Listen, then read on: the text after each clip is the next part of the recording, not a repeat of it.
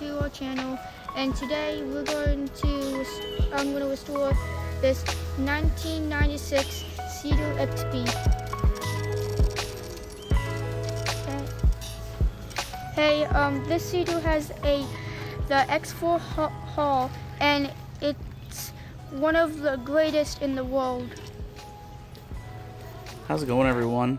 Marky finally turned 14 years old this winter, which means that he in Delaware is able to have a boating license, and he's allowed to ride on a PWC with somebody for a little while, of course. This gives him some time to learn.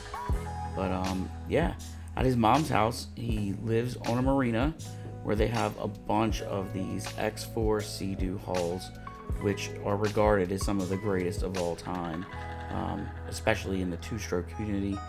So yeah, he's got quite a bit of skis to look at and parts to go over, but we have a whole process we've got to go through with seeing if we're allowed to have them.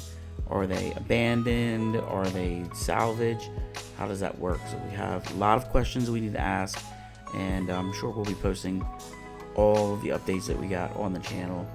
But yeah, we definitely got something that we wanted to do together.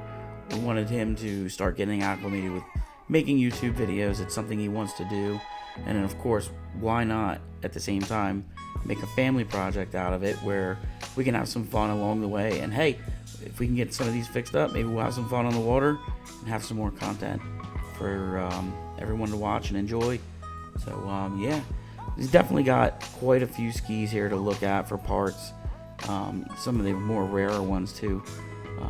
These yellow and pink Seadoo XPs are extremely hard to come by, and obviously, as some of you know, they are regarded as the greatest of all time. So but anyway, I'll let Marky take it away, and we'll catch up with you soon for more updates.